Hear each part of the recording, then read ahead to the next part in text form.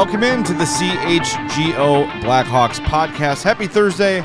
I'm Jay Zawoski with Greg Boyson and Mario Tirabassi. We've got a big show for you ahead. Jonathan Toews says goodbye to Chicago and to the Blackhawks. What does that mean? We've got an in-studio guest coming up here in about 15 minutes. Sean Sullivan and his extensive collection of game-worn Blackhawks jerseys. I'm looking at the bag right now. I'm looking at my escape plan and figuring out which ones I'm going to take. Patio door. I'm going to get a shirtless dart guy who's going to put a ladder right there for me, and I'll be on my way. We know his identity. It's Frank, right? He reached out. I don't remember what it was. What was his name? No. Mike? His name is Shirtless Dart Guy. It's Shirtless Dart Guy. Put some respect on his name. It's you don't break kayfabe with Shirtless Dart Guy. Nobody will suspect shirtless dart guys stealing shirts. Exactly. Yeah, he'd be the last guy. Perfect crime. See, my plan is flawless. You need one of those zip lines like in Home Alone from end to end.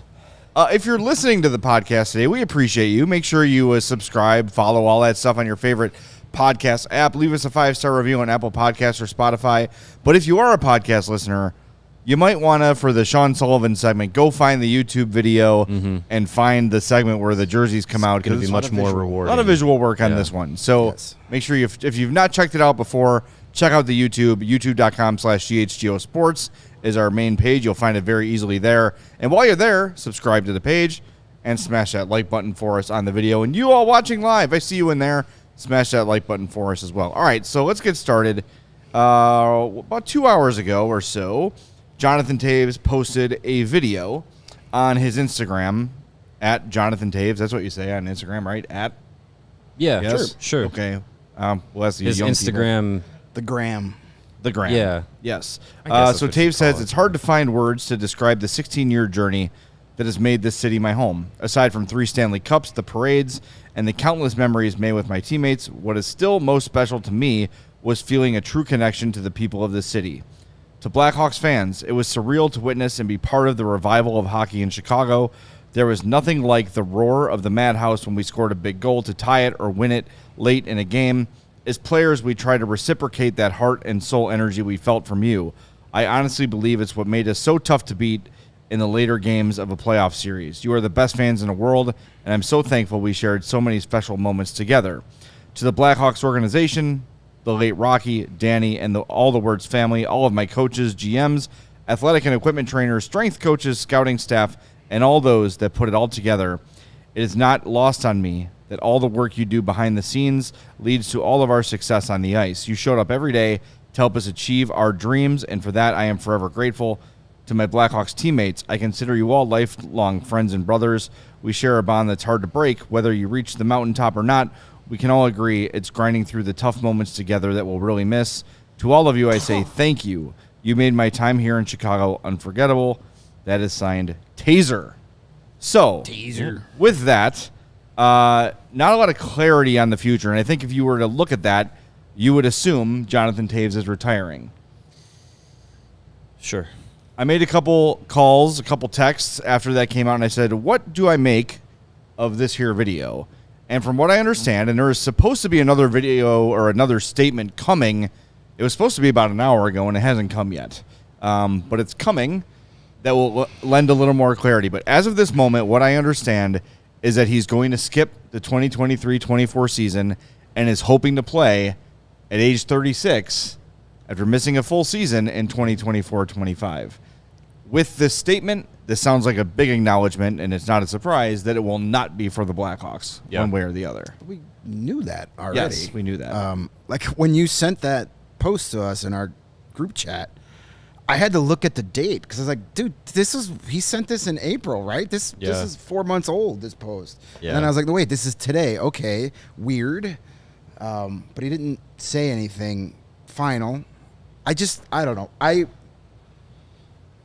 I'll start this by saying, as I've said many times, I love Jonathan Toews for what he's done for this organization, for this city, for the sport. One of the greatest Blackhawks of all time, maybe the most important Blackhawk of all time on ice. He's definitely in the Mount Rushmore of this organization. Yeah. I just want Jonathan Toews to do the best for the long-term future of Jonathan Toews. Yeah. I'm not inside his head. I don't know how he feels every morning. But it just seems that, like, he's just trying to grasp on a little long. Maybe, I don't know what his doctors are telling him. I'm not going to speculate on that. It just feels like the long term, the best for the long term of Jonathan Toews is to say, yes, I've had a great career. It's time to move on. Taking a whole year to come back at 36 to play 7 minutes a night as the fourth line center for the Seattle Kraken. What does that do, A, for Jonathan Toews' legacy? What does that do for his long-term health? I don't know. I just want him to listen to his body, and maybe his body is telling him different things. Again, I'm not Jonathan Toews. I'm not in his head. I don't know what he's feeling. I just don't know if he's having trouble getting his body to play hockey this year. What is taking a year off of not playing hockey going to change? I don't know. So I'm hoping eventually he tells us what he's going to do. And if he wants to play another year next year, then I wish him the best. And I hope what he thinks can happen will happen for him. I just don't understand the need. Maybe it's a little of the I do understand it. He's one of the most competitive people to ever play any sport. Oh, yeah. And that's what drives him. I know he sees guys like Sidney Crosby and Malkin and Ovechkin who are around his age and of his era that are still playing at a high level, and that probably motivates. Well, Sidney Crosby's still playing. I can too. But Sidney Crosby isn't dealing with the health issues. Yeah, that Jonathan Toews is. The unfortunate thing is none of this is his fault. You know, it's not like he did anything to put himself in a bad situation. And no, it's just bad luck. And I know it's got to be frustrating because forever he was compared to Crosby, and there was a brief period where a lot of people would have taken Toews over Crosby because of the complete aspect of his game. And now his body has betrayed him so badly that maybe he's just holding on to hope. And it felt like when he said goodbye after the last game of the season, the last home game of the season, that he was done. He sort of saying, like, I haven't made a decision yet, but man, if it was over, this would be a great way to end it. All those sort of things. Yeah. And now with time, maybe his mind's changing. But again, I thought maybe Bergeron and Krejci walking away would have been a little bit of good timing for me to do the same. It just doesn't feel like he's ready to give it up just yet.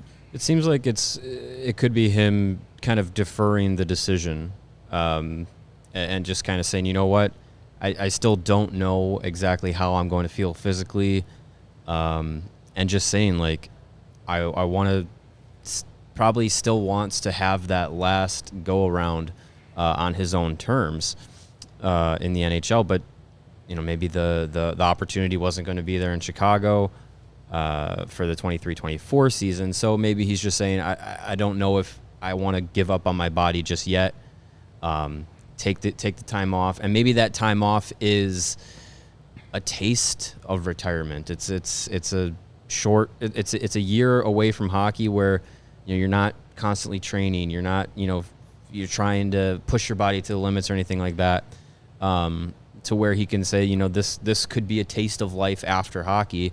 And see if he could be comfortable with it. And so I just go back to the end of last year where he was the last few weeks of the season, he was talking, he was just like playing those games at the end of the year in February, March, and April. He was talking about how going to the grind of practices and skates and games and everything and travel, he just felt like he was doing more damage than there was benefit. So unless he's going to be playing for a team that has the best chance to win the Stanley Cup in 24-25, which, I mean, you don't know. You don't know until the Cup final is set who has the best chance at it. So, I wonder how much he wants to continue to grind his body that way. What the reward would be, and how much he maybe is just avoiding retirement because he still has that competitive edge, like you were talking about, to him. So it could just be kicking the can down the road and then maybe making a final decision at some point next summer. Yeah. Or truly trying to see what the free agent market. Think about the free agent market next summer. Yeah. If he was trying to find a home this summer would have been better than next summer when the quality of free agent that's out there is going to be way better than this year. Don't see too many GMs lining up around the block to get a crack at 36-year-old Jonathan Toews, who hasn't played in a year. Right. There's so many unknowns. I mean, we're talking about the unknowns in Patrick Kane, who's coming off a hip surgery. But Patrick Kane has played at a higher level over these past 2 or 3 years. Yeah. I mean, this will be the second time in 4 years that Jonathan Toews has sat out an entire season. Right. It also seems like the nature, and I don't know for sure, but just based on what we know, it seems like the nature of this issue he's dealing with is not something that's going to go away with time. It's not a shoulder surgery or a ACL tear. It is something internal. It is something that will be with him for a long time. And probably get worse. I would imagine so. I don't know. Yeah. And hopefully he is listening to his body and not just trying to hang on for whatever's left. But like you said, Greg, next summer, huge free agent class. Yes, the cap is expected to go up. It never will go up as much as we hoped. We've learned that through the history of time. Yeah. People are talking big now, but I guarantee it won't be as big as we're talking. $20 increase. Ooh, yeah, can't right. Wait. And if you're talking about him joining a contender in whatever role it might be, unless he's going to go the Blake Wheeler route and sign for $800,000, which is probably what it's going to take. Vet minimum, I'm sure. Most teams that are going to be in the position to want to solidify their roster with Jonathan Toews are going to be counting every penny up to the cap and saying, we've got to best utilize every dollar we have to give ourselves the best chance. And if Jonathan Toews is going to start feeling like ass around Christmas again and not be able to play the rest of the year, or play at half the season, or play at 60% health, and already what he's fallen to just from the natural decline, that's a risky venture for a lot of teams. And he started off the season. I mean, we know he missed the whole bubble season, and then came back and had statistically one of his worst seasons. But as we've said many times, give everybody a free pass on the 2021 season. Or the 21-22 season, because it was just such a train wreck of a year with everything that happened. That's fine. Yeah. He started off real well last year. October was a great month for Jonathan Toews. Like, oh my God, he's rejuvenated. Did he score the first goal of the season? First goal of the season. And almost the last goal of the season. Yeah. He was playing well, and we were all kind of like, all right. And then as the season went on, that tapered off a little bit, and then, the whole illness, and so just so many question marks still remain, and they're going to remain, and we're going to have the same conversations until he finally says, I've had my career, and maybe a little time away from the game, he decides, I'm ready to step away. I just don't want him to do anything that's going to hurt him long term, or something like, Corey Crawford with the Devils. I can give this one more shot. And he was out there for like 4 days. I said, I can't do this. Yeah. His legacy doesn't need any of that. His legacy is cemented. It's in stone. That's my worry. Nothing's going to change it. Like, if anything, this will only hurt it. For a while. I mean, I think a lot of people have already forgotten that Duncan Keith played 1 year for the Edmonton Oilers, and that was just 2 years ago. Yeah. So if he does come back and he plays 50 games for, whoever, the San Jose Sharks or the Winnipeg Jets. Yeah. And by the time a year passes, no one's going to remember. It's going to be like Mike Modano playing for the Detroit Red Wings, or Wendell Clark playing for the Blackhawks. No one's going to remember. What a week that was. Yes.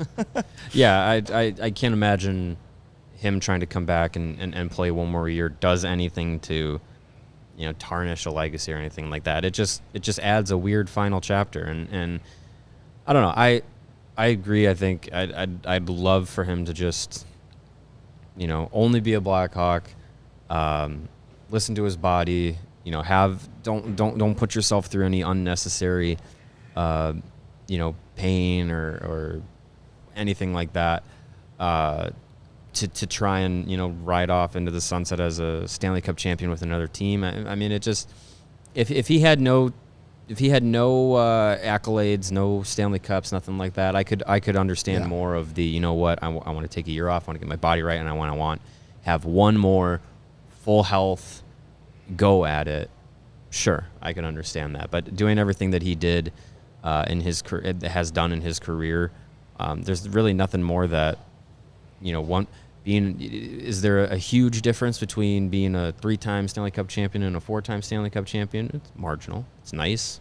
4 is bigger than 3, sure, but it definitely doesn't take away anything that he's done previously. So, yeah, I hope he listens to his body, and if his body is telling him, yeah, you got 70 more games in you, all right, go for it.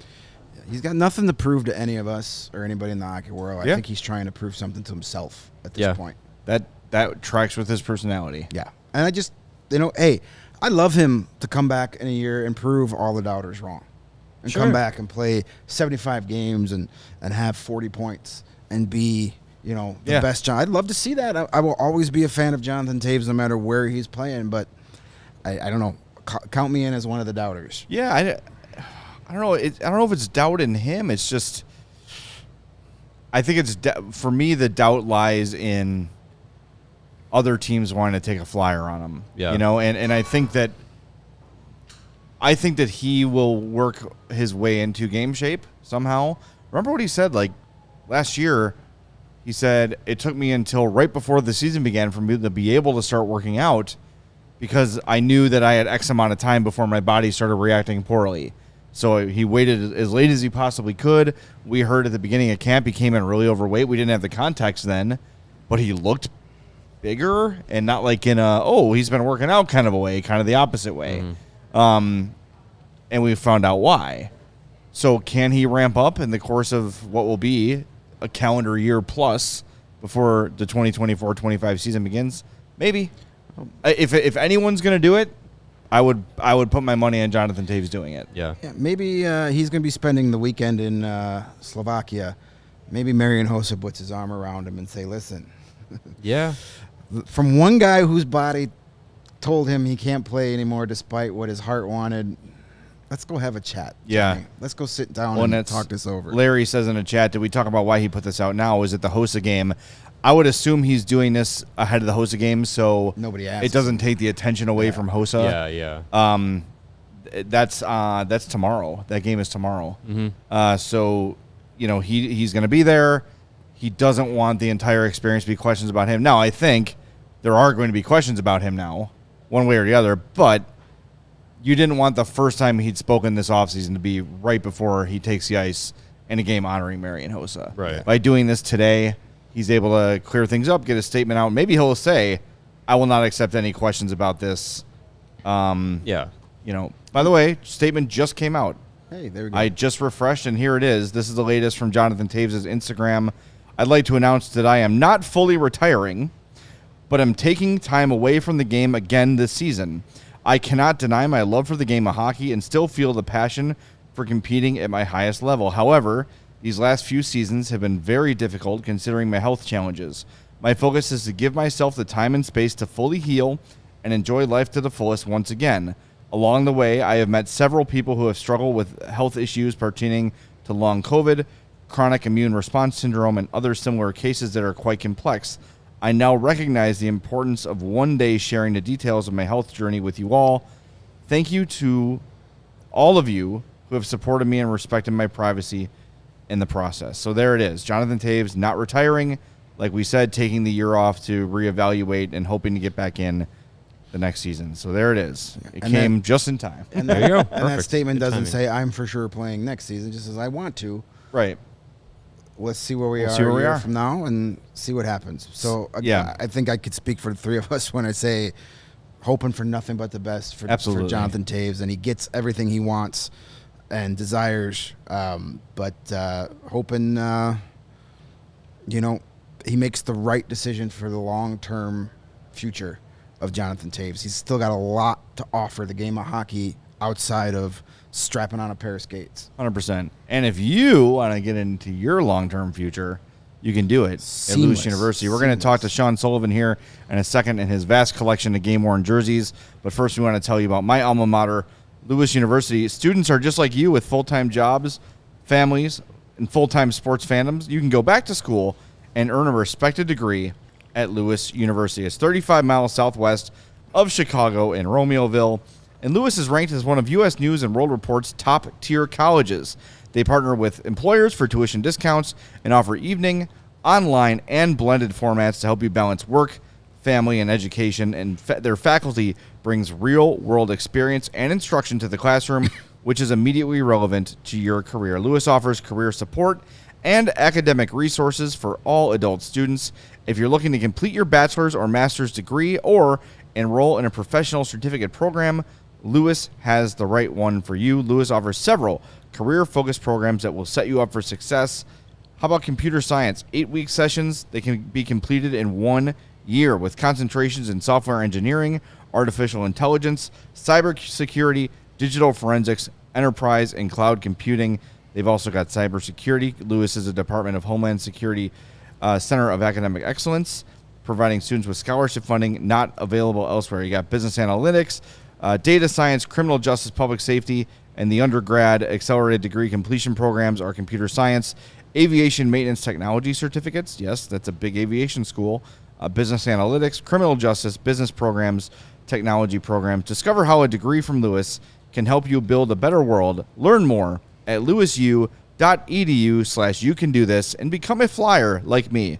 lewisu.edu/youcandothis. You can do this. And hey, what goes good with college? Books. Books, learning, and relaxing, taking some time off. And cannabis. In between. Yeah, cannabis. Yeah, there we go. That's cutting the path. Yes. Yeah, absolutely. I'm sorry. I was distracted by Jonathan Toews and It happens. doing stuff.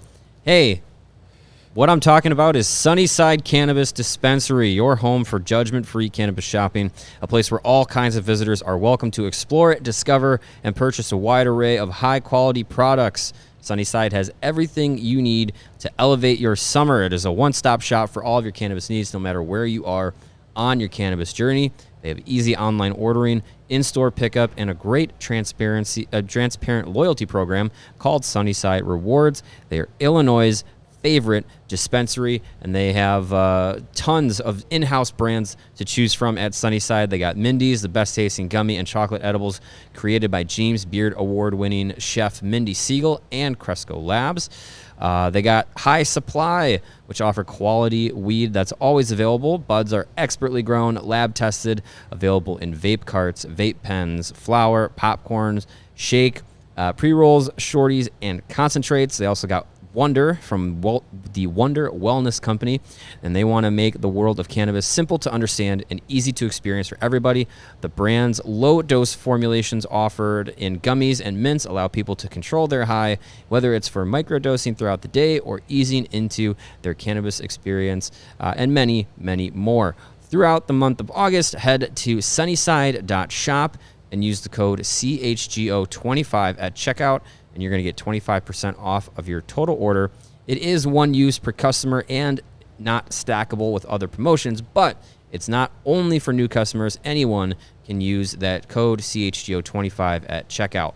Pick up everything you need to elevate your summer with Sunnyside. Must be 21 or older or an Illinois medical card holder. Look at that. Uh-oh. Well, whoa. as they Studio say, renovation in progress. It is All right. construction season. Yeah. We get 2 seasons in Chicago, winter and construction. So the construction season has. I'm out of sound effects, Steven. Yeah. Oh, Look at that. Wow, what a job. Look at that. We expanded our studio. We need Hogue to give us our camera back. Well, you see on my left, stage right, that is Sean Sullivan. He is at Sully26 on Twitter, and he runs 2 websites on Blackhawks jerseys, blackhawksjerseyhistory.weebly.com and blackhawkswarmupjerseys.weebly.com. He has a collection of game-worn jerseys throughout Hawks history. I see here 1955, soon to be 1926. Going all the way back to the start eventually. Are you close to acquiring one from 1926? No, not acquiring one, but at least documenting the history. And okay. So my website, and hi everybody, my website is going through Blackhawks jersey history using actual game-worn examples A lot of times, you'll see on the internet like the Hawks logos through the years that somebody put together, and it's really wrong. A lot of wrong information is out there because Blackhawks jerseys are confusing. They've pretty much since 1955 till now looked pretty much the same, but there's a lot of minor differences. And once you know what you're looking at, like every single year in the 1980s, you think, oh, the Hawks jersey was the same the entire time. If you know what you're looking for, you can tell just looking at a picture what year that picture was from, because there are subtle differences from year to year to year. And that's the type of thing that my website kind of concentrates on. It's all the little subtle differences. Nice. It's very cool. I've been on there many times before meeting you. That's for sure. And I want to talk to you about, before we start unveiling things, how did this start for you? How did you get involved in becoming a jersey historian? So I came from a family of collectors. My dad was a Civil War buff and a history teacher, so I really had a history interest. And as I got a little older, I went away from the war stuff, let's just say, and went into sports. So really into to football back when I was a kid, collecting football cards and that type of thing.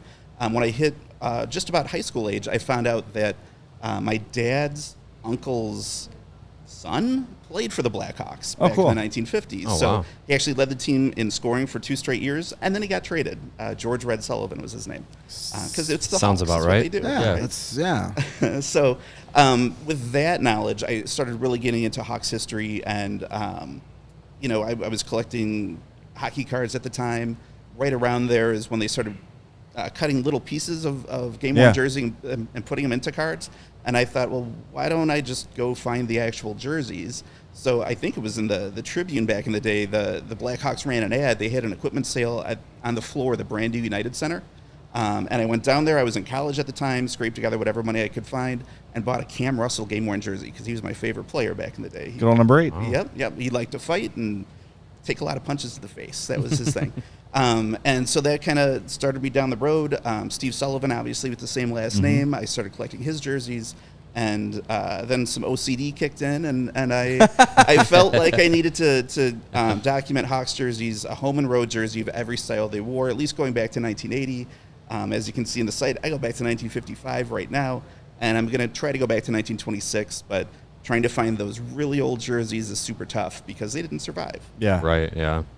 Well, we first met you at the National Sports Memorabilia Convention at the Rosemont a couple weeks ago. We were all there, and you pulled out the jersey Dirk Graham wore when he scored his Stanley Cup final hat trick, and I was just like, is this for sale? Can I buy this? The fun part about that was Jaromir Jagr was standing like 50 feet away from us. We're like, let's see if he remembers this. Probably wouldn't. Like, we had to remind him that the Penguins beat the Blackhawks in '92.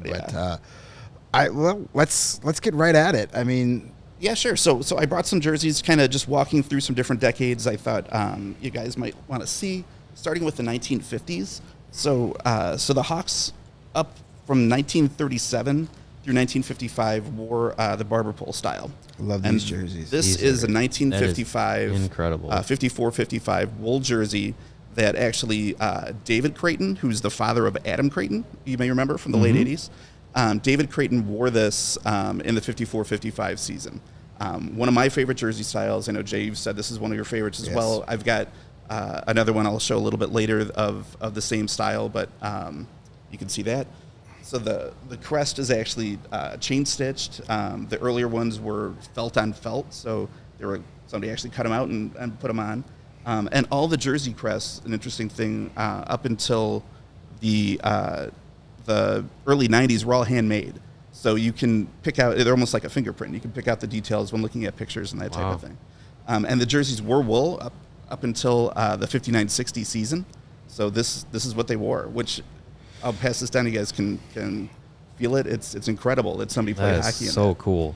This is why that is thick. This is why old school purists will say sweaters and not jerseys. Yeah. They call them sweater because this is a sweater. This is a Bill Cosby sweater. Like, yeah, absolutely. Well, you know what I mean. That would be quite Dr. Hibbert itchy. sweater. That would be quite itchy. But no, this is like That's awesome. This reminds me of like the material and colors of like the sweaters I'd have to wear for Christmas as a child. Like, put on your nice sweater. Like this is and I'd wear that on Christmas.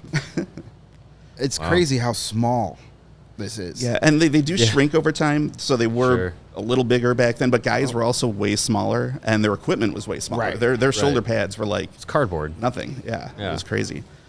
So that 54-55 was the last year of the barber pole. After that, they transitioned to what I'll show you now, and looks a lot more familiar, to this jersey. So this jersey is a 55-56. It's the first time that the Hawks wore this style. There's the tomahawks on the sleeves, which was not part of the Hawks jersey up until this point. And this jersey was sourced from Ted Lindsay, Hockey Hall of Famer, who wore this in practice. But with all of the research I've done, I probably know more about Hawks jerseys than the Hawks do at this point. I knew that Ted Lindsay actually didn't wear this in a game because there's no numbers on the sleeves. So the years that Lindsay played, he had numbers on the sleeves. They were above the tomahawks. So I knew that this was from a little bit earlier. And I had mentioned earlier that George Red Sullivan was my relative. This was actually his jersey.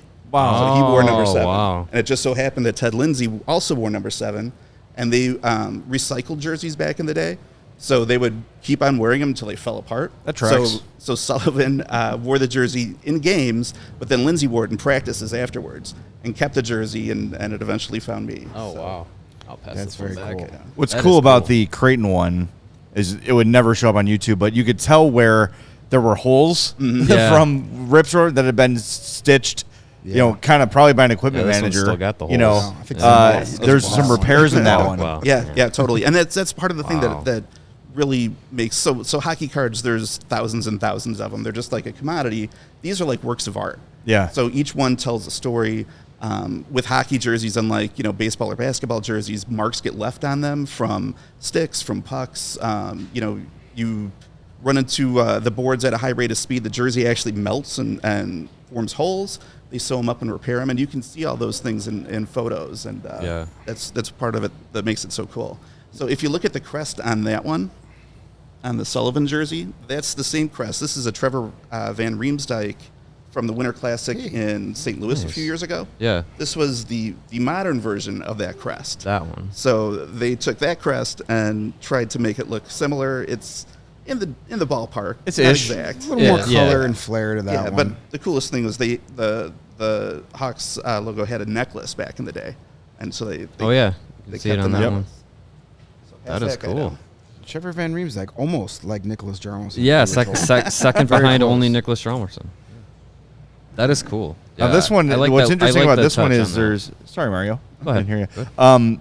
That the feathers on this one and the hair are not stitched like they are in the almost every aspect of the current jerseys and all the ones in my lifetime. The feathers have been stitched throughout. Right. This is And more of a that's- felt patch. Yep. That's called chain stitching. So actually, previous to the felt patches, which they did up until the later 50s, they had chenille. So if you think of like the Letterman's jackets that you wore in high school, that's what the Hawks logos were made of in like the 1930s. So This is a very underrated jersey. I'm a huge fan of the tomahawks over the stripes on the sleeve. yeah. I like that a that's really lot. cool. Yeah. Yeah, so they only wore that for a couple of seasons. 59-60 was the first season where they switched those, and the tomahawks went up to the shoulders. So, all right, so that's the 1950s. We've got wool. Yep. Shortly after that, they switched to a material called durine, which is like a synthetic. It's a little heavier. Will wear a little bit better, but as you can see here, this is a late 60s Chico Mackey jersey. So just feel the weight of this one when you guys take a look at it and see how light it is, and you can almost see through it. It's crazy. Oh, wow. But that's what they wore. Oh, my gosh. That's in so the, light. in the 1960s. Yeah. Wow. I mean, I could just see the way the Yeah, light is going. you can see the through it. light all the way I'm through sure it. the guys that were wearing the wool sweaters got these and were like, "Oh my god, Yeah. this is so much Oh, better." can breathe. Yeah. Wow. Guys were actually faster the first season these jerseys came out because they weren't being weighed down by 8 pounds of wool. Oh, wow. Yeah, Especially this is- wet wool halfway through. right, Yeah, yeah. this is much more breathable jersey. Today actually would have been Chico Mackey's birthday, I believe, right? Oh, hey. Yes, Happy birthday, Chico. the Blackhawks trivia post I put up today has a question about Chico Mackey since you it's go. his birthday this weekend. So he's Yeah, all and over the that's- place. Oh wow, yeah, that's Another reason for my site is to move these help ones. people identify what jerseys are. And that jersey, when it originally popped up, people were saying, well, it's a number 16 jersey. It's old. It's got to be Bobby Hull. Well, Bobby Hull never wore that style wearing number 16. So that's another reason that I put the website together, just to answer those types of questions whenever people have jerseys and aren't quite sure what they are, that type of thing. My thing for the last few years is because every time I buy a jersey of a current Blackhawk, he's traded within 6 months. It's just the way it is. And I'm like, I want to get a all-time great jersey, someone who cannot be traded. I would love a Steve Larmer jersey, but I don't want to get a Reebok or an Adidas or Fanatic Steve Larmer jersey. I'm sure it will look great, but he didn't wear that jersey, and the snob in me doesn't want that.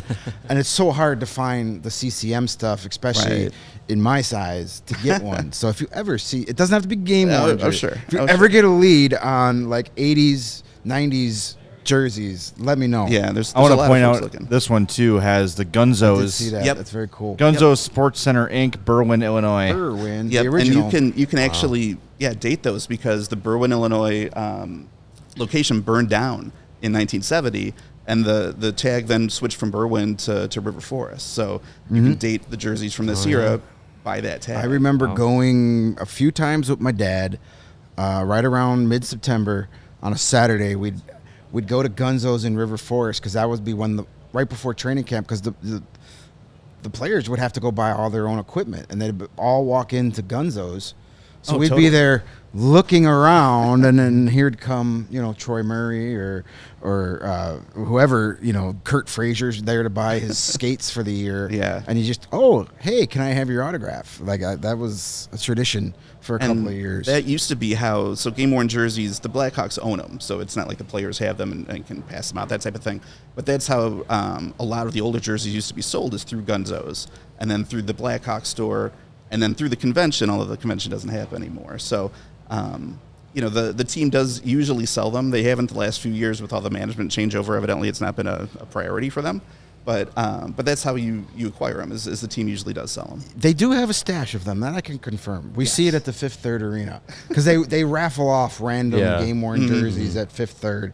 But it's always like, oh yeah, I forgot that guy played 3. Like, here's your here's your chance to get your Brendan Morrison. Yeah, jersey. there was one last summer I walked in and I was like, didn't he only play like 9 games? Yeah, or get your Doug's Molik. get your Fernando Pisani jersey. Yeah, There yeah. you go. But they do have a state. I know they hang on to a lot of that stuff. stash So of 'em for hopefully, sure. they'll get back into getting that out to the. I know, like, all the AHL teams sell that stuff. Yeah. Like the Ice Hogs have their garage sale at the end of every year, yeah. and you can buy all kinds of game-worn jerseys. Cool. So as light as this one was, and notice we've got the one color numbers still in the late 60s. This is a 70s jersey, a Ted Bully.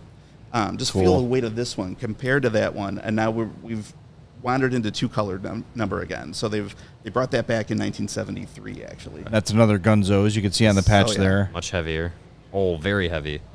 That red is really vivid. It's a deep It's red. like a darker red. Right? If we're to the comparing eye, to it the feels dark like jersey it's on a the table. darker, deeper red. Yeah. And the logo's a little misshapen. Yeah. That's what happens when it gets Yeah, smacked well, around the that's ice the thing for a is the while. logos change over the years. Like that one, I call that one like the chubby. He's got kind of like a chubbier, like His nose has been punched. yeah, in. but like Yeah. the cheeks look a little more plump kinda on like that a one. conehead. It too. got like the what do they call that when you change the size of a picture? Oh, yeah. Oh, yeah, The resolution rate isn't as steady. Yeah, this is definitely a different. Or he's got his logo. teeth out. This looks You like can see all the like stitchings Yeah, and all the stuff here. repairs. this and all looks that. like when Yeah. you try and watch a letterbox movie on normal TV, like it gets Yeah. stretched out. Yeah, And this if you is look much inside, so heavier. players will customize jerseys. If you look on the inside of that one, where the fight straps are, there's actually 2 fight straps. So players will. well, It's I another mean, kind of neat thing with some of these where they'll.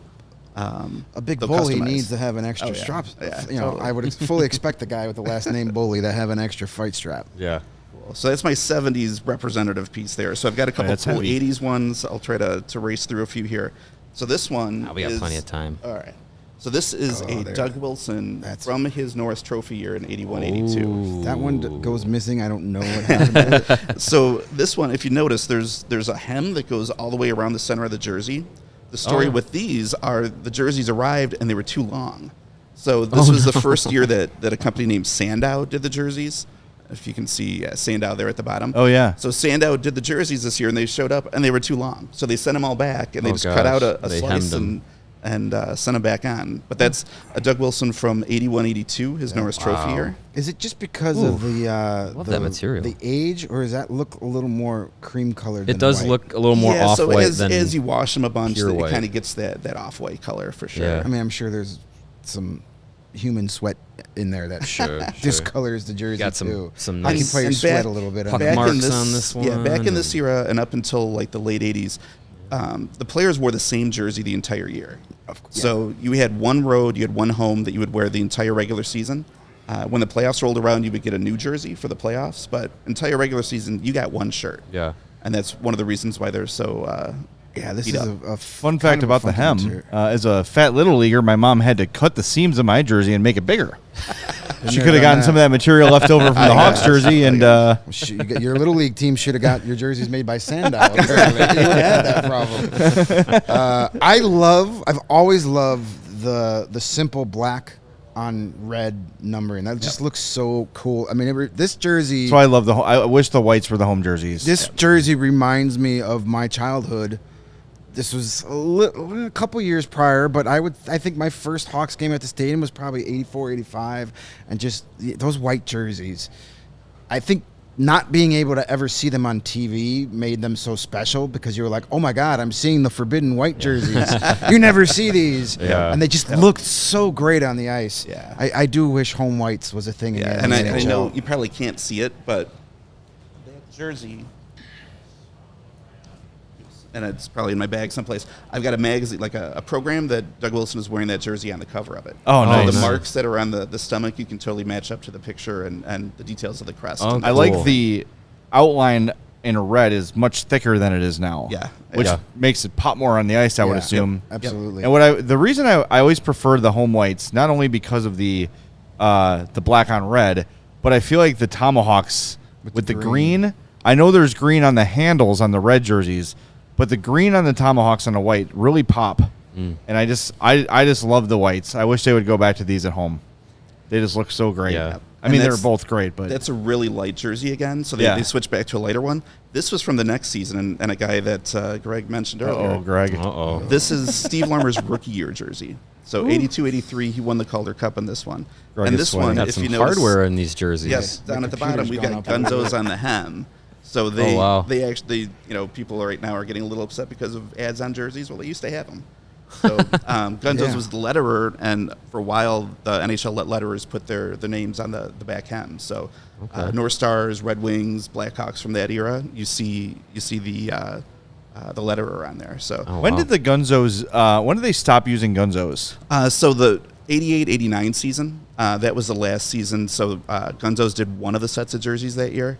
And then after that, the CCM, and I got a story about that coming up, but CCM had picked it up at that point and did most of the lettering and resting and all that type of thing. And then this one, if you want to talk about subtle differences, look at the crest on this one. It's sparkly.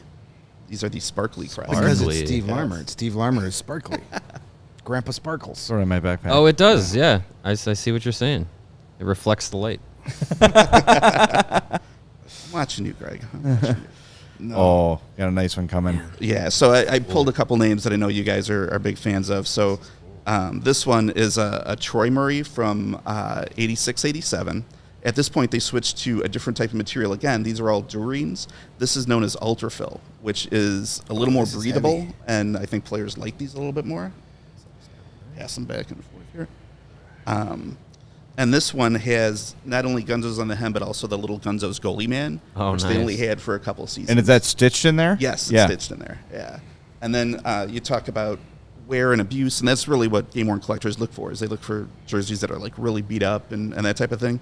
This Troy Murray jersey is just nothing but abuse. It's See, it's that sort of thing, you could probably show that to Troy, and he'd probably remember that jersey. Yeah, he might. You know, Yeah. like And I a lot of remember the exactly why you got that hole Yeah. in the elbow. Yeah. that a was lot of the Basil promo McCree's photos chin. that they use of Troy is him wearing this jersey.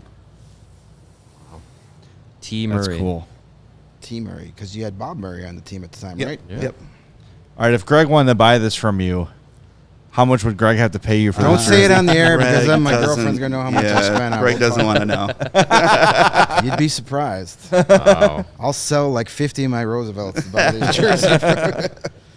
Cool. And then one last 80s real quick I wanted to bring out. So they did Oh, that's wear cool. in the playoffs mesh jerseys. Oh, yeah, So Troy beat the hell They out of this. just wore them in the playoffs for some reason. I don't know why, if the players didn't like them or something along those lines. But this is an Eddie Olczyk from 84-85. This is his rookie year mesh playoff jersey. Ooh, that looks weird. It does. And it does. some look of weird, right? some of the neat things about hockey jerseys is the boards will leave marks on the jerseys. So this one has a lot of green all over the hem. That green is actually from the Met in Minnesota. So he ran into the boards up in the Met and it left green marks on the jersey. That makes sense. I mean, back then the Reds were the visiting jerseys. But yeah, that mesh looks strange. If you didn't know that story about switching the jerseys I in the would say playoffs, this you'd was a say, fake "Oh, it's jersey." fake." Yeah. Yeah. Oh, totally. Wow. And again, that's another reason that I put the website together is so many retail jerseys look pretty close to the real thing. Yeah. And if you didn't know any better, a lot of people have tried to pass those off and potentially rip people off. So Yeah, this. Another reason It reminds me of like an old football jersey. Yeah, I mean, if somebody would have came and said like, "Oh, I got this game worn jersey," I'd be like, "You got hosed, dude. They never wore mesh like that." Yeah. Like, but they did. but this is that's really cool.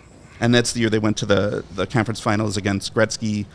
Took them to Game 6 when nobody else. So this jersey beat probably, 'em. well, I would say it touched Gretzky, but nobody caught Gretzky on the ice. Not even Eddie O.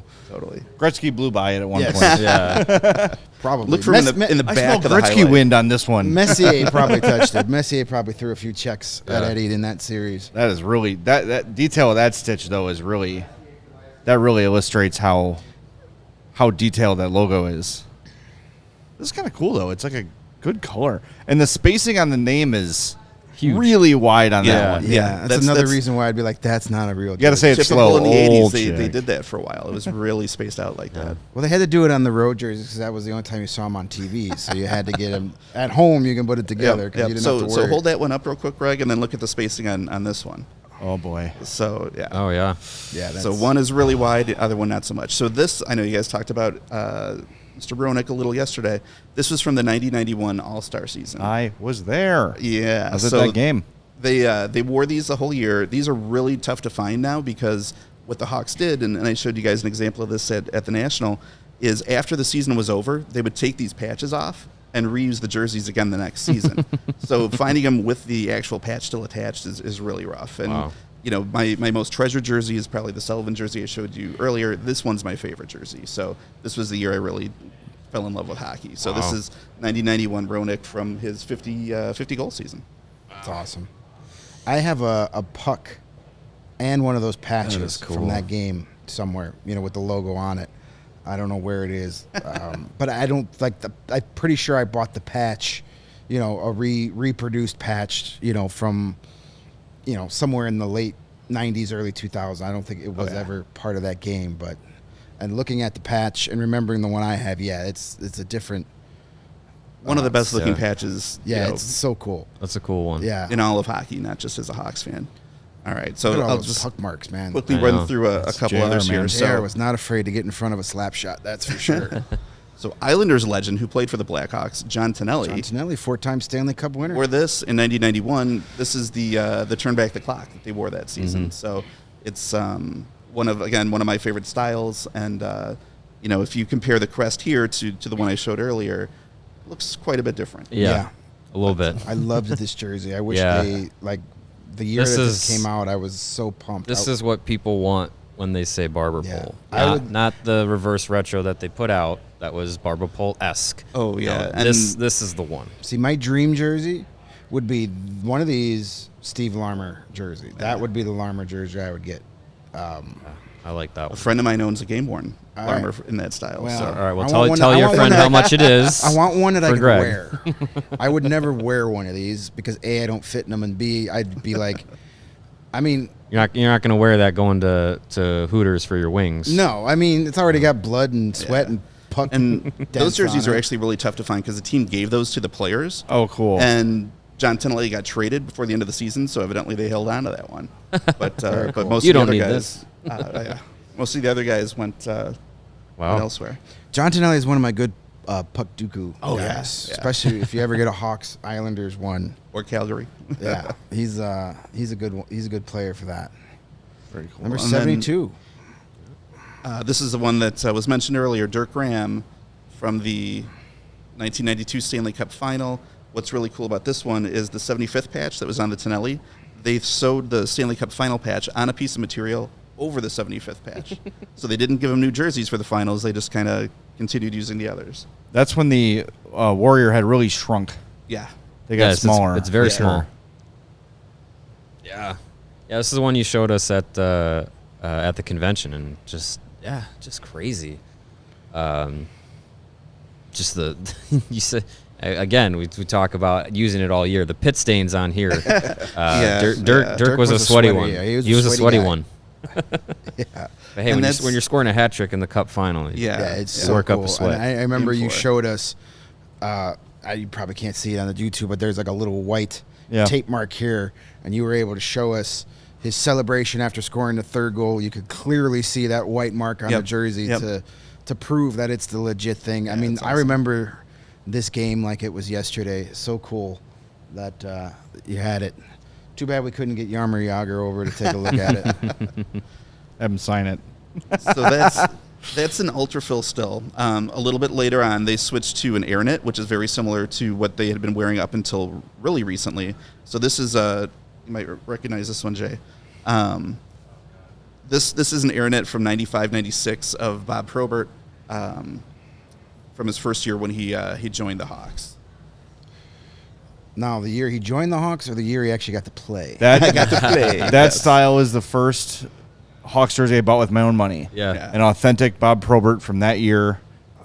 This would be the style I got that had, at City Sports Lettering, who Oh, yeah? still does there. Yes, they do. Yeah. Yep. And just feel again the difference in weight between this one and the ultrafill. Yeah. It's very airy. This one went through Yeah, somebody- a fight or two. Yeah, and I've actually got a photo where Where it gets torn. It's all ripped up in the back. fighting Stefan Quintal. There's a mark right below the crest on the jersey that you can see in the photo. So, Greg, if you I have the same photo signed. do you? Yep. Awesome. Isn't Stefan Quintal like the head of player safety now? He might be. Or he works in that that's department. He George might be. So He look works in that under department. under the crest on the front. There's a black mark right under the crest, and it's right there in the photo. Oh yeah. Yep. So This was the first type of jersey I had too. Wow. I had the Chelios white jersey was my first. Oh yeah, very cool. That's awesome. all right, and I know we're running low on time here. So Man, Bulls don't start to 4. We'll we're keep fine. rolling. after CCM, they moved to Nike, and we want to talk about changes in crest. Jay, hold up that crest real quick. And then here's the Nike crest, that thing's and huge. it's huge Yeah. compared to You what they did see with it. CCM. No problem. But that's a very popular jersey these days. I know Oh, yeah. there's been a lot of like people who hated the black jerseys, but a lot of people want us, myself included, I'd love to see those back. I want it back. Those are so cool. Yeah. I was a big This fan is of nice. I think they're coming back. It sure This sounds is that nice. way. Yeah, I will agree that they got a little stale. They wore them for quite a while, so I wasn't sad to see them Part go. of the but- problem was those are attached to some of the worst teams in Blackhawks That's history. part of the That's issue. true. Where- Well, they did wear them in 08, 09. Right. Then So. the Toews and Kane had a quick run in those jerseys, but for the majority run of these jerseys, A, not a lot of great players wore them. B, they Yeah. were a lot of losses in Yeah. these jerseys. Yeah, we got a lot of losses. But And that's from 96, 97, the first year that they wore the black jerseys. Okay. very cool.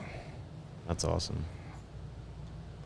Another one of my all-time favorites. All right, and I'm going to fast forward through some of those horrible teams and just kind of skip over that era of, Yeah, let's get to Hawks the good jerseys stuff. because it's pretty boring stuff. So that, if you look again, so that's a what you would call the traditional cut. So starting in 07, 08, so the hem is just a straight line. So starting in 07, 08, they went to what they call the edge cut, which is the bowed bottom. Yeah, I've heard it called like the baseball style cut. Yeah. So this is a Brent Seabrook from 07, 08. This one is known as an Edge 1.0. And the Edge 1.0s, Reebok, when they put these out, made a big deal that this was like wickening material. So, the jerseys wouldn't hold as much sweat and players would be X% faster, is what they'd said. But in reality, what happened was, the sweat would wick out of the jerseys. But then where does it go? Yeah, it goes into your gloves, it goes into your skates. The players hated them. So they only wore these for roughly the first 2.5 months of the season, and then they switched to an air knit again. So, but this is from the Wirtz patch year of 07, 08. And again, just feel this one. It's a much different feel when you get a chance. Thank you, Maria. And so that's the Edge 1.0. The Edge 2.0 is what the Hawks... This is the one that was supposed to make Brent Seabrook a lot faster. Yes, everybody was supposed to be faster, but they were a horrible experiment. So after that, they switched to... you can feel... It just feels completely different. Yeah, totally. Even from 07, 08, how much it feels different to what they wear now. Yeah. It's crazy. And this is pretty similar to what they wear now. This is a Patrick Kane from 2010, 2011. And so they dumped that material, kept the same cut, but switched to this style of jersey. And this is what they wore throughout the Dynasty years, was this exact style. They would change from that to actually saying Reebok. But what's really cool about this one, Mario, take a look at that mark right there. If you can hold that up. I see that puck mark. That puck mark shows up on a fat head of Patrick Kane. And again, that's kind of the cool thing you can do with hockey jerseys is totally match up the jersey details and wear to photos and cards and all sorts of stuff like that. So this would have been not I didn't have the authentic, but this would have been the era of my first Blackhawks. First Blackhawks jersey that I purchased. First one I had was actually when I was 9 years old, which has also been on this set. And you still sort of kind of fit in it. If you want to wear it as like a 3/4 sleeve baseball shirt. I hate to show you what I look like trying to get something when I was 9 years old. Hey, by the way, this is a size 60 Brent Seabrook. Me and you could probably fit in this Size together. 60 Brent Seabrook. He even played goalie. It's that's a size big 60, size. but it fits tighter. They're they're really slimmer weird. fit? They have to be okay. because the Caner is a 56. There's no way Oh, Caner yeah. is a 56. These must be Canadian sizes. Oh, yeah, there's a huge difference between these two. It's the metric system. Yeah. Try to fold this up a Yeah, little nicer for you. That's a big one. And then, so I just brought a couple other more recent ones from the Adidas era, so the much more recent. So this is a good old number 48, Vinny Hinostroza, who, why would I bring this one here? Well, this was a Vinny Hinostroza that he wore in the game where they honored the Broncos, Humboldt. Yeah, I couldn't think of that. So both the Hawks and the Jets for that Humboldt game took the nameplates off, put the Broncos on the back. It's the only time in NHL history where the league has allowed that. And both teams gave the jerseys to the families of the players. After everybody got one, there were, I think, 5 left over, 3 Hawks and 2 Jets. And those were auctioned off in Canada. Proceeds were given to the families. I found somebody who won one of the Blackhawks ones. And so this is one of 3 that probably exist outside of the families of the Broncos players. So that's really cool. And actually, I got the Hinostroza nameplate from the team later on. So I've got the original nameplate that went to it as well. Very cool. Our buddy Windy City Hockey points out the Humboldt Broncos jersey was the last game of Patrick Sharp's career. So that was the last jersey he ever wore. Yep. Oh, wow. And the team put a nice tribute in the that's rear cool. hem as well. So that's how you can kind of authenticate. There's stuff like that. That's got to be one of your prized possessions. I'm going to say it's pretty cool. As far as rarity goes, Right. there's That is cool. not a lot out there. And the nacho cheese stain on the front. And then Must sit next to Seabrook. I don't know if you guys have seen these up close. And again, this is one of my favorite. I love these. Favorite jerseys. So this was worn at the Winter Classic game in Notre Dame. I was there. I'm sure Jay was there too. Nice. And if you look at the crests of these, it's just so detailed. They sewed details in the crest in black on a black crest for no reason other than if you're really close to them, they look really cool. So I thought you guys might want to see that too. And also the numbers are sewn on and they're felt. So that was a nice little touch for that. I remember that, yeah. Oh, yeah. I remember... You can see these details in here. I was covering the Ice Hogs for this, and like Dylan Secure got called up for this game the day or two before. Yep. Yeah. Like he played in Rockford, I want to say like the night before, and all of a sudden the next day he's on the ice for the Winter Classic. Yep. Talk about these felt numbers are awesome. Talk about a change of events. We'll throw I'm so pissed I didn't buy one of these. I don't know why I did not. I mean, they're still out I there. think you can get them. I'll find one. Oh, that shouldn't be too hard. And I got that because it was such a cool high number, and I'm like, nobody is ever going to wear a higher number for the Blackhawks. Well, That changed. luckily someone else will. Yeah. Didn't these are Sakura cool. have didn't he score in that game, or did he have a point? No, he didn't. He Okay. didn't score for the first. That's what right. was it? Yeah, I know never games scored. of his career or Perlini something. had the first goal of the game, I Perlini, think. yeah. I knew it was somebody, I think the goal scorers in that game were Perlini and Kempf. just like we all drew it up. Yeah. And I just brought one of the reverse retros from a couple years ago. I thought that would be cool The as Chicago well. Steel The jersey. Chicago Steel one. Yeah. Pius So Suter. this That's a is good the one. Pius. Pius Suter. Yeah. The irreplaceable Pius Suter. Our old so friend I thought you Pius. guys might like to look at that one. And then I just have one more to show because the most recent jerseys that they've had, still made by Adidas, they're prime green, they call them. And they're actually made out of recycled materials. We have to get to this name. They pretty much feel the same as a regular jersey, but they feel a little bit different. Yeah. So Let me see this So Pius that's a Suter one. regular Regular Adidas. Oh, I thought it was a size 40. I was going to say, I don't think that's true. And then this is a Hockey Fights Cancer of Seth Jones, and this is the prime green. So these are the ones that are made from recycled materials. I do say I do like on the modern jerseys the shoulder pad, the shoulder area, how there's Yeah. this mesh-like material, thicker. I do like that. I think Adidas does a good job too. Like colors seem very vivid in comparison to some other ones. I think the Adidas one now since they fixed the collar Very light. and got rid of I call it the Pollyanna. Yep. I think was it Mario? You call it the toilet seat? Looks like Yeah. a toilet seat. Toilet seat. Yeah. This even has on the inside 2021 NHL COVID season. Oh, yeah, Go with that. commemorative. Yeah. Remember that? Like you needed a patch Yeah. on your jersey to remember Right, how wacky right. that season was. This is The aw- patch of a I mask love on it or these something. Hockey Fight Cancer jerseys. Too bad Yeah. nobody's going to be able to wear them this year on the ice. Yeah, and that's one of the Right. sites I put together was a history of all of the warm-up jerseys that the Blackhawks wore. Oh, nice. So we can throw up a link or whatever to that later. Yeah. But they started wearing them in 07-08 for Hull and Makita and Esposito. And they wore a ton of them. I think it was 56 throughout the years that they were wearing the warm-up jerseys. Wow. So I notice on a lot of these, I'm sure it's probably a Target, but like you like getting them with the commemorative patches. Like that one had Tony Esposito. We saw Makita, Right. the Wirtz. Yep, I mean, yep, those I'm are- sure that adds value. Yeah, those to are 'em. generally ones that are more sought after, is if they have patches or there's something cool or neat about them that's made it- extra yeah. than just a regular jersey. So, like the reverse retros, they're never going to wear those again, supposedly. Right. So those are But pretty only hard to find. one year jersey is going to have that COVID in the inside. Right, So, right, I mean, right. that's pretty cool.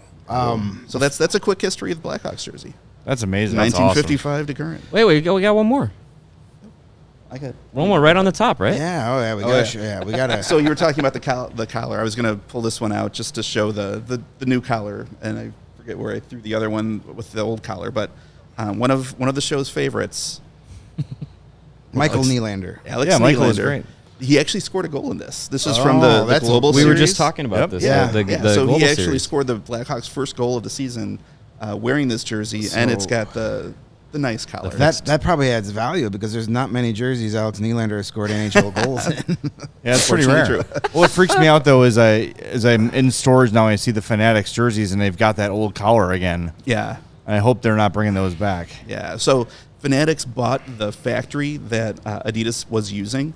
So I think that when they switch over, the jerseys should be pretty similar to what they have now, but you never know. They Okay. might have a old Maybe they stock bought a surplus of old old replicas. stock, and Yeah. they might want to use those up. I don't know. Yeah, maybe they're getting rid of the old stock now Yeah. before Yeah. they release their official changes because otherwise then they're just stuck with all these jerseys. Right.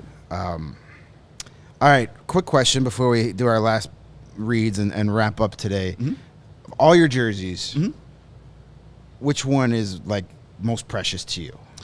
So, favorite again is the Roenick. The Sullivan wool is probably most precious just because I'm related. But there's so many awesome ones. You know, the Cam Russell that I mentioned earlier is never going to go any place because that was my first jersey. So, and it also has tear-away sleeves.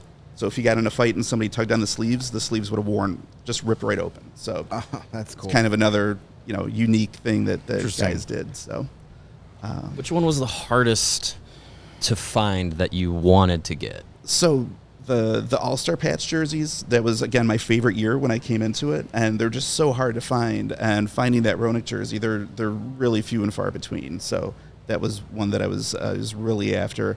Right now, I'm trying to find some of the older stuff, like in early 60s with the tie-down stuff that Bobby Hull and Makita wore when they won the cup. Those crests are also huge. Unfortunately, I don't have one, but those are really neat. And just, trying to get back and find older barber poles and the really old stuff is really what I'm looking for right now. In addition, there's one player that's eluded me for 20-some years, Jack O'Callahan from the 1980 Olympic team, played for the Blackhawks for about 5 seasons. I've seen one of his game-worn jerseys ever. Because he had to keep giving them back, right? Yeah, that's the story. Yeah. Is when he signed, they gave him like a satin jacket to wear at the press conference, and then it was over, and they're like, "We need that back." Yep. Did you keep the tags? I got to return it to Hawk quarters, So- which is what I'll always call it. Yeah, so I guess Jack O'Callahan's the best answer. That's So. Very cool. All right, Sean, thanks for coming, man. Yeah, this sure. is awesome. This is great. Again, if you're listening on the podcast, we encourage you to go find the YouTube video Yes. of this episode and really see the details. But you can visit Sully's websites, BlackhawksJerseyHistory.com. I'm sorry, .weebly.com and BlackhawksWarmUpJerseys.weebly.com. All kinds of great stuff on there, and he is the authority on Blackhawks jersey history. And if you know Jack O'Callahan, get him a jersey. There you He go. spoke at the Chicago Food Depository when I worked there. He's once. around. Yeah. He just might not have one. He didn't have probably a jersey. doesn't. He wasn't wearing He a probably jersey. doesn't. Yeah. He's wearing A couple super chats we got to get to before we wrap up, too. I see one from Neil. Says, from a fellow jersey collector, mad props to you. Beautiful collection. Appreciate what you do to document these pieces of art. My favorite owned jersey, player-issued Stadium Series practice jersey. That's cool. Windy City Hockey says, looks like the Blackhawks equipment staff is at 81G. I don't know. the Hosa game. Oh, the 81 game. Oh, okay, that makes gotcha. sense. And then I think we have a 99-cent. That's our guy, Engel. it's- Dangle God Dangle mentioned God. bringing Kane back, so he gave us his $1. Thank Yeah. you. Nobody is committed to the bit but more Appreciate than our it. guy, Young Says, I Dangle wonder God. if they will. 3 days in a row. Yeah, 3 in a row. I wonder if they will add a welcome back Kane patch for when he comes back. That's creative. Yeah. Not this year, though. Creative use of $1. Yes. It's your money, dude. Keep spending it any way you want it. Yep. Oh, that's good stuff. If you want another way to spend your money wisely, go visit our friends at Shady Rays. They've got the gear built to last, to take on the sun. They have you and your precious eyeballs covered for our warm weather we're enjoying here this August with their premium polarized shades at a very affordable price. Shady Rays is an independent sunglasses company that offers a world-class product that's just as good as any expensive pair we've worn. I say even better. Durable frames and extremely clear optics for all your outdoor adventures. And that's not all. Shady Rays offers the most insane protection of all of eyewear. Every pair of sunglasses is backed by lost and broken replacements. If you lose or break your pair, even on day one, they told us they will send you a brand new pair, no questions asked. You can wear your Shady Rays with confidence because they have your back long after you purchase. And together with their customers, Shady Rays is providing much needed support to nonprofit partners through the United States with Shady Rays Impact. They're doing everything from building play sets for pediatric cancer patients to providing young adults with MS the outdoor adventure of a lifetime. Shady Rays is making an impact in your community and others like it now and for years to come. And if you don't love your Shady Rays, you can exchange them for a new pair or return them for free within 30 days, though I'm willing to bet nobody is going to need to use that policy because you're going to love your Shady Rays. And exclusively for our listeners, Shady Rays is giving out their best deal of the season. Go to ShadyRays.com, use the promo code CHGO at checkout, and you're going to get 50% off, 50% off all orders of 2 or more pairs of their awesome Polaroid shades rated 5 stars by over 250,000 people. All right, Friday, August 25th. That's the date of the CHGO Kickoff Classic. Tomorrow, Friday, August 18th, is the deadline to buy tickets. So jump on it while they're still available. You know, a lot of people waited to the last minute, and now they're getting this message, and they're jumping on this deal. You should do it right now. CHGO, Big Drive Energy, and Pins and Aces are hosting our inaugural Kickoff Classic Golf Tournament, August 25th, Cog Hill, course number 2, 9 a.m. You can sign up as an individual, a twosome, or a foursome. And if you're a diehard, you will save. As always, your entry fee includes 18 holes with a cart, an exclusive Pins and Aces tee gift, access to our limited edition Pins and Aces and CHGO Polo, hole contests, giveaways, prizes, trophies for or prizes for the first place and last place teams, lunch, drinks, and a ceremony after the round. It's going to be a great time. Go to allchgo.com, navigate over to that events tab, click on the CHGO Kickoff Classic Golf Tournament, and you'll see all your info, including how to get your promo code for the diehards. So jump on that. Join us next Friday. Again, deadline to buy tickets is Friday, August 18th. So jump on it before these tickets are gone. Do it now. 24 hours to get your tickets. That's right. Yeah. We have a question from Michael. It says, what was the jersey store in Bolingbrook? It was Pro Jersey Sports in Bolingbrook. They had a decent collection of some of the old Winter Classic jerseys, including the Notre Dame one. I know they had a Kirby Doc one and a DeBrincat one, I think. So maybe if I go back, I'll get one of those. My fantasy hockey draft every year is in Bolingbrook, so I may have to find that place. They had cool stuff. They had first place I saw Bedard jerseys for sale. They had a Canada Bedard jersey. They have USA, a great hockey selection there. So check them out. And we want to thank Sean Sullivan again for coming in. Yeah. Thanks for having me, guys. Follow him on Twitter at Sully26, Sulli 26. Capital S. Capital S. Yeah, you can't find It's Twitter is S. jacked, man. Yeah. You It's mean so X. messed up. X. I'm X. sorry. If it was still It's gonna Twitter, give we it to wouldn't you. be having these problems. Even though I have to go to twitter.com to get on there? Right. Weird. well, small details. All right, we're back tomorrow at 2. We're going to have a big show on NHL 24. We're going to talk to No Sleeves Gaming. He is a professional NHL gamer. He is part of their community where he was up in Vancouver a couple weeks ago getting hands-on with NHL 24. No one knows the game better than him. The announcement was yesterday. The play trial begins next week. So tons of info on what looks encouraging from NHL 24. I know you guys talked about it a lot yesterday. If you're a gamer, don't miss tomorrow's show. We're back tomorrow at 2 with No Sleeves Gaming on the CHGO Blackhawks podcast.